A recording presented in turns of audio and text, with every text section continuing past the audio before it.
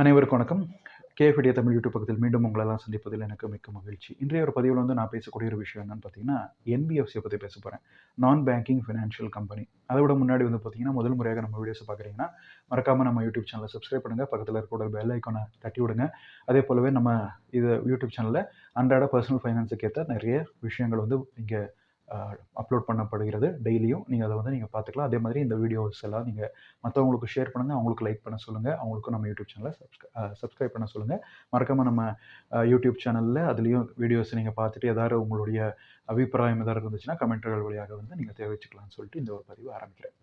So நான் banking financial company, அதாவது நான் பேங்கிங் ஃபைனான்ஸ் கம்பெனின்னு சொல்கிறோம். இதில் உதாரணமாக நம்ம எடுத்துக்கிறோம் அப்படின்னா நிறைய எக்ஸாம்பிள்ஸ் இருக்குது. டாடா கேபிட்டல் பார்த்துருப்போம், பஜாஜ் ஃபைனான்ஸ் பற்றி கேள்விப்பட்டிருப்போம், ரெலிகேயர் பற்றி கேள்விப்பட்டிருப்போம், ஐஐஎஃப்எல் ஆகட்டும், எல்ஐசி ஆகட்டும், அதே போலவே பார்த்தீங்கன்னா ஆதித்யா பிர்லா கேபிட்டல் ஆகட்டும், இந்த மாதிரி பல வகையான என்பிஎஃப்சி கம்பெனிஸ் பற்றின பேர்கள் எல்லாம் நம்மளுக்கு தெரிஞ்சிருக்கும். ஸோ என்பிஎஃப்சினா என்ன, நான் பேங்கிங் ஃபைனான்ஸ் கம்பெனினா என்ன அப்படின்றது நம்ம இப்போ தெரிஞ்சுக்கிறதுக்கு ரெடி ஆகலாம், தயாராகலாம்.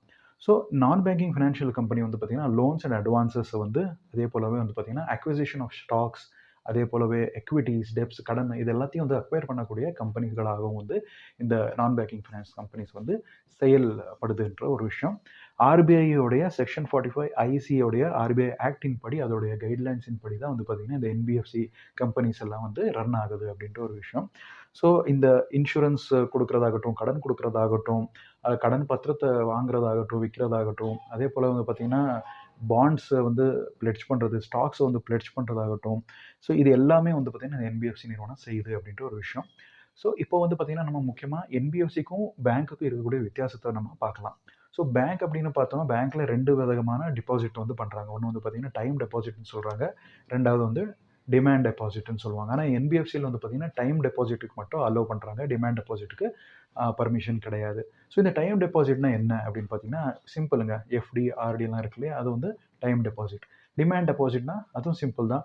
நம்மளுடைய சேவிங்ஸ் அக்கௌண்ட் ஆகட்டும், கரண்ட் அக்கௌண்ட் ஆகட்டும், இதெல்லாமே பார்த்தீங்கன்னா டிமாண்ட் டெபாசிட்.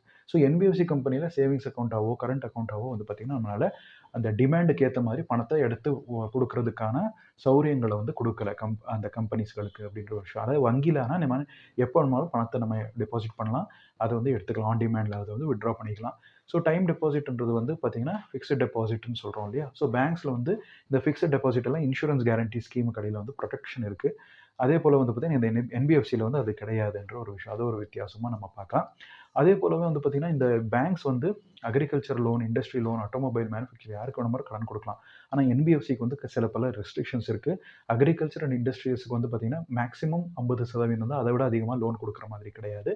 மிச்ச அமௌண்ட் என்ன இருக்கோ, கடன் கொடுக்குற தொகை என்ன இருக்கோ அதெல்லாம் பார்த்தீங்கன்னா இண்டிவிஜுவல் நபர்களுக்கும் பார்த்தீங்கன்னா சின்ன சின்ன பிஸ்னஸ்களுக்கு பார்த்தீங்கன்னா லோன் கொடுக்கலாம் அப்படின்ற ஒரு விஷயம் இதில் வேறுபாடு பண்ணப்படுகிறது அப்படின்ற ஒரு விஷயம். அதே போலவே பிரான்ச்சஸ் எவ்வளோ வேணுமாலும் பிரான்ச்சஸ் ஓப்பன் பண்ணலாம், லீனியன்ஸ் இருக்குது என்பிஎஃப்சியில். ஆனால் பேங்க்ஸில் அதுக்கு ஏற்ற மாதிரி ரெஸ்ட்ரிக்ஷன் கொண்டு வந்திருப்பாங்க. ஃபாரெக்ஸில் பார்த்தீங்கன்னா அதே போலவே ரெஸ்ட்ரிக்ஷன்ஸ் பேங்க்கில் இருந்துச்சுன்னா என்பிஎஃப்சியில் லீனியண்ட்டாக அது கொடுத்துருக்காங்கன்ற ஒரு விஷயம். ப்ரையாரிட்டி பேங்க் லெண்டிங்காக தான் இருக்குது. செக்டோரல் வைஸாக லெண்டிங் பண்ணணும் அப்படின்றது ஒரு கட்டாயமாக இருக்குது. ஆனால் இதில் பார்த்தீங்கன்னா அந்த லெண்டிங் பிரின்சிபலில் என்பிஎஃப்சிக்கு கொஞ்சம் சலுகைகள் கொடுத்துருக்காங்க அப்படின்ற விஷயம். இதுதான் பார்த்தீங்கன்னா ஒரு பேங்க்குக்கும் என்பிஎஃப்சி நிறுவனங்களுக்கும் இருக்கிற வித்தியாசம். ஸோ இப்போ என்பிஎஃப்சி நம்ம பேசணும் இல்லைங்களா. ஸோ என்பிஎஃப்சி அதில் ரெண்டாக பிரிக்கலாம். ஒன்று ஆக்டிவிட்டீஸ் நோக்கி, அதாவது என்னென்ன மாதிரி செயல்பாடு செய்து அதுக்கேற்ற மாதிரி என்பிஎஃப்சிஸ் இருக்குது. இன்னொன்று பார்த்தீங்கன்னா சொத்துக்களும் அதுக்கேற்ற மாதிரி பொறுப்புகளும் மேனேஜ் பண்ணக்கூடிய என்பிஎஃப்சிஸ் இருக்குது. ஸோ இந்த சொத்துக்களும் இந்த பொறுப்புகளையும் மேனேஜ் பண்ணக்கூடிய அந்த ஸ்ட்ரக்சர்டு என்பிஎஃப்சிஸில் மறுபடியும் பல 2 வகைகள் இருக்குது. ஒன்று பார்த்தீங்கன்னா என்பிஎஃப்சி டின்னு சொல்கிறாங்க, அதாவது டெபாசிட் என்பிஎஃப்சின்னு சொல்கிறாங்க. ரெண்டாவது நான் டெபாசிட் என்பிஎஃப்சி அல்லது என்பிஎஃப்சி என்டி அப்படின்னு சொல்கிறாங்க. ஸோ இப்போ பார்த்தீங்கன்னா என்பிஎஃப்சிலே பார்த்தீங்கன்னா கிட்டத்தட்ட நிறைய கம்பெனிஸ் எல்லாம் வருது. ஸோ சில கம்பெனிஸுக்கு ரெகுலேஷன்ஸ் இருக்குது. அந்த கம்பெனிஸோடைய ரெகுலேட்டர்ஸ் மாறும். ஸோ உதாரணத்துக்கு பார்த்தீங்கன்னா ஹவுசிங் ஃபினான்ஸ் கம்பெனிஸ்ன்னு சொல்லக்கூடிய ஹெச்எஃப்சின்னு சொல்லக்கூடிய இந்த என்பிஎஃப்சிஸில் நேஷனல் ஹவுசிங் பேங்க் தான் அதோடைய ரெகுலேட்டரியாக இருக்குது. அதே போலவே இன்சூரன்ஸ் கம்பெனிஸ்கள் நம்ம எல்ஐசி எல்லாம் பார்த்துருப்போம் இல்லையா, அதுக்கு யார் ரெகுலேட்டரி அப்படின்னு பார்த்தீங்கன்னா IRDA, insurance regulatory development authority of India அப்படின்னு சொல்கிறாங்க. அதே போலவே பார்த்தீங்கன்னா ப்ரோக்கிங் கம்பெனிஸ் எல்லாம் இருக்குது. ஸ்டாக் ப்ரோக்கிங் கம்பெனிஸ் எல்லாம் நம்ம கேள்விப்பட்டிருப்போம். Zerodha, stock Groww, Angel One, 5 Paisa, இந்த மாதிரி நிறைய கம்பெனிஸ்லாம் இருக்கு இல்லையா, ஷேர்கான். ஸோ இதுக்கு எல்லாமே பார்த்தீங்கன்னா யார் ரெகுலேட்டர் அப்படின்னா SEBI, security exchange board of India அப்படின்ற ஒரு விஷயம். ஸோ இந்த மாதிரி ரெகுலேட்டர்ஸ் எல்லாம் இருந்ததுக்கப்புறம் வந்து பார்த்தீங்கன்னா, என்பிஎஃப்சியில் வந்து பல வகைகள் இருக்குது. ஸோ மேக்ஸிமம் வந்து நான் இதில் கவர் பண்ணுறது ஒரு 10 விதமான என்பிஎஃப்சிஸ் வந்து கவர் பண்ணுறேன். ஸோ ஒன்னொன்னா ஒவ்வொரு விதமான என்பிஎஃப்சியை பற்றி நம்ம இப்போ தெரிஞ்சுக்கலாம். மொதல் என்பிஎஃப்சி என்னன்னு பார்த்தீங்கன்னா, ஐசிசி, அதாவது இன்வெஸ்ட்மெண்ட் கிரெடிட் கம்பெனின்னு சொல்லி இந்த என்பிஎஃப்சிக்கு சொல்கிறாங்க. இது வந்து பார்த்தீங்கன்னா கடன் கொடுக்கறதாகட்டும், லீஸு, ஹையரிங்கு, பர்ச்சேஸ் பண்ணுறது, இது எல்லாமே வந்து இந்த ப்ராசஸில் வந்து இந்த கம்பெனி வந்து இருக்குன்ற ஒரு விஷயம். ரெண்டாவது என்பிஎஃப்சின்னு பார்த்தீங்கன்னா, ஐஎஃப்சின்னு சொல்லக்கூடிய இன்ஃப்ராஸ்ட்ரக்சரல் ஃபைனான்ஸ் கம்பெனி அப்படின்வாங்க. இன்ஃப்ராஸ்ட்ரக்சர் ஃபைனான்ஸ் கம்பெனினா, இந்த லாங் டேர்ம் ப்ராஜெக்ட்ஸுக்கு வந்து அவங்க பணத்தை வந்து கடனாக கொடுக்குறாங்க, கிரெடிட்டாக கொடுக்குறாங்கன்ற ஒரு விஷயம். எதுக்கு அப்படின்னா, இந்த ரோடு கன்ஸ்ட்ரக்ஷன் ஆகட்டும், பிரிட்ஜ் கன்ஸ்ட்ரக்ஷன் ஆகட்டும், இதுக்கெல்லாம் வந்து பார்த்தீங்கன்னா இந்த ப்ராஜெக்ட்ஸுக்கு கடன் கொடுக்கக்கூடிய, கிரெடிட் கொடுக்கக்கூடிய கம்பெனிஸ் என்பிஎஃப்சிஸ். இது நான் பேங்கிங் ஃபினான்ஸ் கம்பெனி. மூணாவது வந்து பார்த்தீங்கன்னா, ஐடிஎஃப்னு சொல்லக்கூடிய இன்ஃப்ராஸ்ட்ரக்சர் டெட் ஃபண்டுன்னு சொல்லி, இந்த இன்ஃப்ராஸ்ட்ரக்சர் டெட் ஃபண்டு கூட இன்ஃப்ராஸ்ட்ரக்சர் டெவலப்மெண்ட்டுக்காக இருக்கக்கூடிய கம்பெனிகளோட கடன் பத்திரத்தை வந்து வாங்கக்கூடிய கம்பெனி வந்து இந்த என்பிஎஃப்சியாக இருக்குது. இன்ஃப்ராஸ்ட்ரக்சர் டெட் ஃபண்ட் அப்படின்ற கம்பெனி. அதுக்கு அடுத்தது வந்து பார்த்தீங்கன்னா, என்பிஎஃப்சியில் மைக்ரோ ஃபைனான்ஸ் கம்பெனிஸ், இன்ஸ்டிடியூஷன்ஸ்னு சொல்லுவாங்க, எம்எஃப்ஐஸ் அப்படின்னு சொல்லி. இது வந்து பார்த்தீங்கன்னா, சிறு குறு தொழில்களுக்கு, அதே போலவே விவசாயத்துக்கு ஆகட்டும், சின்ன சின்ன அர்பன் ஏரியாவில், கிராமப்புறத்தில் இருக்கிற நபர்களுக்கு கடன் வந்து கொடுக்குறது, ஸ்மால் அமௌண்ட் ஆஃப் கடன், குறைஞ்ச கடன் தொகையை வந்து கடனாக கொடுக்கக்கூடிய கம்பெனிஸ் தான் இந்த மைக்ரோ ஃபைனான்ஸ் இன்ஸ்டிடியூஷன் கம்பெனிஸ் அப்படின்னு சொல்லக்கூடிய எம்எஃப்ஐ கம்பெனிஸ். அதுக்கு அடுத்தது வந்து பார்த்தீங்கன்னா, எம்ஜிசின்னு சொல்லக்கூடிய மார்ட்கேஜ் கேரண்டி கம்பெனின்னு இருக்குது. இந்த மார்ட்கேஜ் கேரண்டி கம்பெனினா, வெவ்வேறு கம்பெனிகள், பேங்க்குகள், ஃபினான்ஷியல் இன்ஸ்டிடியூஷன்ஸ்கள், என்பிஎஃப்சிஸே வந்து பார்த்தீங்கன்னா, தங்கக்கிட்ட இருக்கக்கூடிய சொத்துக்கள் என்ன இருக்கோ, அது வந்து இந்த மார்ட்கேஜ் கேரண்டி கம்பெனியில் வந்து பிளெட்ஜ் பண்ணி கடன் எடுத்துக்கலாம் அப்படின்ற ஒரு நோக்கத்துக்காக உருவாக்கின ஒரு கம்பெனி தான் இருக்குது. அதுக்கு அடுத்தது வந்து பார்த்தீங்கன்னா, ஹெச்எஃப்சின்னு சொல்லக்கூடிய ஹவுசிங் ஃபைனான்ஸ் கம்பெனி. ஏற்கனவே சொன்ன மாதிரி ஹவுசிங் ப்ராஜெக்ட்ஸ்களுக்கு வந்து பணத்தை வந்து கொடுக்கக்கூடிய கம்பெனிஸ். அது பிஸ்னஸுக்காக இருக்கலாம், பிஸ்னஸில் வந்து ஆஃபீஸ் செட்டப் பண்ணுறதுக்காக இருக்கலாம், இண்டஸ்ட்ரீஸ் வந்து அதாவது ரியல் எஸ்டேட் கம்பெனிஸ் என்னென்ன இருக்கோ, அது வந்து இன்ஃப்ராஸ்ட்ரக்சர் வைஸாக அப்பார்ட்மெண்ட்ஸை ஏற்றுறதா இருக்கலாம், வில்லாஸை பண்ணுறதா இருக்கலாம், அதுக்கேற்ற மாதிரியான கடன் கொடுக்கக்கூடிய கம்பெனிஸ் வந்து இந்த ஹவுஸ் ஃபைனான்ஸ் கம்பெனி, அது ஹவுசிங் ஃபைனான்ஸ் கம்பெனி. ஏழாவது வந்து பார்த்தீங்கன்னா, எஸ்ஐசிஐசின்னு சொல்லி சிஸ்டமேட்டிக் கோர் இன்வெஸ்ட்மெண்ட் கம்பெனி அப்படின்னு சொல்லுவாங்க.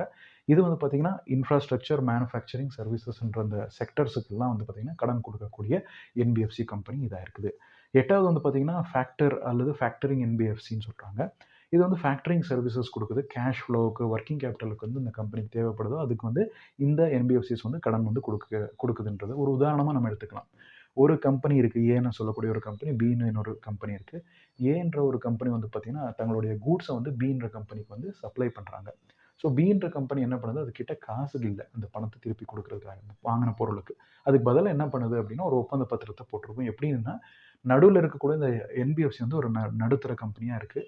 அந்த ஃபேக்டர் கம்பெனியாக அது இருக்குது. இந்த ஃபேக்டர் கம்பெனி என்ன பண்ணுது அப்படின்னா, ஏன்ற நபருக்கு வந்து பார்த்தீங்கன்னா, பணத்தை கொடுத்துட்டு, அந்த பின்னு சொல்லி எந்த கூட்ஸ் சப்ளை பண்ணியிருக்கோ, அந்த கம்பெனிக்கிட்ட இருந்து தங்களுடைய பணத்தை மீண்டும் வந்து எடுக்கிறாங்க. அந்த பொருளுக்கு ஏற்ற பணத்தை மீண்டு எடுக்கிற ஒரு கம்பெனியாக இருக்கும். அதுக்கேற்ற மாதிரி சில வட்டியும் வந்து சார்ஜ் பண்ணுவாங்க. சில ஃபீஸ் வந்து அவங்க சார்ஜ் பண்ணுவாங்க, இன்ட்ரெஸ்ட் அப்படின்ற ஒரு விஷயம். ஸோ இதுதான் வந்து பார்த்தீங்கன்னா, ஃபேக்டர் பேஸ்டு என்பிஎஃப்சி கம்பெனிஸ் அப்படின்றது. 9வது ஒரு கம்பெனி என்னன்னா, பியர் டு பியர் என்பிஎஃப்சி அப்படின்னு சொல்லுவாங்க. பி2பி கம்பெனிஸ் அப்படின்னு. இது வந்து பார்த்தீங்கன்னா, தனிப்பட்ட முறையில் வந்து நீங்கள் கடன் வாங்கணும் அப்படின்னா, அதாவது அதே மாதிரி வந்து தனிப்பட்ட முறையில் வந்து அந்த பணத்தை நீங்கள் கொடுக்கணும் அப்படின்னா, ஸோ இந்த பியர் டு பியர் கம்பெனிஸில் வந்து என்பிஎஃப்சிஸில் வந்து நீங்கள் பணத்தை கொடுக்கலாம். கிட்டத்தட்ட வந்து எலக்ட்ரானிக் பிளாட்ஃபார்மில் வந்து நீங்கள் ஒரு கந்து வட்டி பண்ணுற மாதிரின்னு சொல்லி நம்ம வச்சுக்கலாம். ரெகுலேட்டரி இருக்குது. ரெகுலேட்டரி மூலமாக நீங்கள் பணத்தை வந்து டைரெக்டாக ஒரு பாரோவருக்கும், லெண்டருக்கும் நீங்கள் வந்து கொடுக்கலாம். அதே போலவே இந்த சைடில் வந்து இன்வெஸ்டர் வந்து அந்த பணத்தை வந்து கொடுக்குறான் என்பிஎஃப்சிக்கு. என்பிஎஃப்சி அதை வந்து லெண்ட் பண்ணுது ஒரு பாரோவருக்கு, அல்லது லெண்டிங் ப்ராசஸ் வந்து தொடங்குது. அதுக்கேற்ற மாதிரி ஒரு குறிப்பிட்ட தொகையை வந்து வட்டியோட சேர்த்து அந்த இன்வெஸ்டருக்கு திருப்பி கொடுக்கும். நடுவில் வந்து இது ஒரு சில கமிஷனும் சில ஃபீஸை வந்து சார்ஜ் பண்ணும். உதாரணத்துக்கு பார்த்தீங்கன்னா, 12% கிளப்னு சொல்லி இருக்குது. லேன்தேன்னு சொல்லி ஒரு கம்பெனி இருக்குது. இதை பற்றி நீங்கள் கேட்டிருப்பீங்க. இந்தியா பி2பின்னு சொல்லி ஒரு கம்பெனி இருக்குது. ஸோ இது எல்லாமே வந்து பார்த்தீங்கன்னா, லெண்ட் பாக்ஸ்ன்னு சொல்லி ஒரு கம்பெனி. இது எல்லாமே இது வந்து பி2பி பிஸ்னஸில் பி2பி கம்பெனிஸாக இருக்குது என்பிஎஃப்சியில். இவங்களதே பிரத்யேகமான ஆப் இருக்குது. அதன் மூலமாக நிறைய பேர் வந்து முதலீடு செய்கிறவங்களும் இருக்காங்க, கடனாக பெற்றுக்கொள்கிறவங்களும் நிறைய பேர் இருக்காங்க அப்படின்ற ஒரு விஷயம். கடைசியாக இருக்கக்கூடிய ஒரு கம்பெனி என்னன்னு பார்த்தீங்கன்னா, அக்கவுண்ட் அக்ரிகேட்டர் கம்பெனின்னு சொல்லுவாங்க. Account aggregator NBFC, AA, NBFC AA அப்படின்வாங்க. அக்கவுண்ட் அக்ரிகேட்டர் அப்படின்னு பார்த்தீங்கன்னா, ஒரு கம்பெனி வந்து என்ன செய்யுதுன்னா, எல்லா சர்வீசஸுக்கும் வந்து ஃபினான்ஷியல் சர்வீசஸ் ப்ரொவைட் பண்ணக்கூடிய நிறுவனங்கள், இன்ஸ்டிடியூஷன்ஸோடைய ஒட்டுமொத்த டேட்டா என்ன இருக்கோ, ஒரு தனிநபர்து அதை கலெக்ட் பண்ணிட்டு அல்லது இன்ஸ்டிடியூஷன் வந்து கலெக்ட் பண்ணிட்டு ஒரு போர்ட்ஃபோலியோவை அதை ரெடி பண்ணி கொடுக்கும் அப்படின்ற ஒரு விஷயம். உதாரணத்துக்கு நம்ம பார்க்கலாம்னா, இப்போ இண்டு மணின்னு ஒரு ஆப் இருக்குது. அதே மாதிரி வந்து பார்த்தீங்கன்னா டிசர்வ் வெல்த் மானிட்டரிங் ஆப்பாக இருக்கலாம். அதே மாதிரி வந்து பார்த்தீங்கன்னா, இந்த மாதிரி அக்ரிகேட்டர்ஸ் Naukri.com ஆகட்டும், பாலிசி பஜார் ஆகட்டும், இன்சூரன்ஸில் டிட்டோன்ற ஒரு கம்பெனி ஆகட்டும், இது எல்லாமே வந்து பார்த்தீங்கன்னா ஒரு அக்ரிகேட்டரா பல நிறுவனத்தோடைய டேட்டா வந்து கலெக்ட் பண்ணிட்டு உங்களுக்கு கொடுக்கும். பல சர்வீசஸ் வந்து எடுத்து வந்து உங்களுக்கு கொடுக்கும். அதே போலவே உங்களுடைய போர்ட்ஃபோலியோவில் இருக்கக்கூடிய டிஃப்ரெண்ட் இன்வெஸ்ட்மெண்ட் பிளாட்ஃபார்ம்ஸில் நீங்கள் பண்ணியிருக்கக்கூடிய இன்வெஸ்ட்மெண்ட் தகவல்கள் வந்து கொண்டு வந்து கொடுக்கும். அதாவது ஒரு பாண்டாக இருக்கட்டும், ஷேர்ஸாக இருக்கட்டும், எஃப்டிஸாக இருக்கட்டும், எல்லா பிளாட்ஃபார்மில் இருக்கக்கூடிய டேட்டாவையும் எடுத்து கொண்டு வந்து உங்களுக்கு அக்ரிகேட்டராக அந்த ஒரு பிளாட்ஃபார்ம் வந்து ப்ரொவைட் பண்ணும்.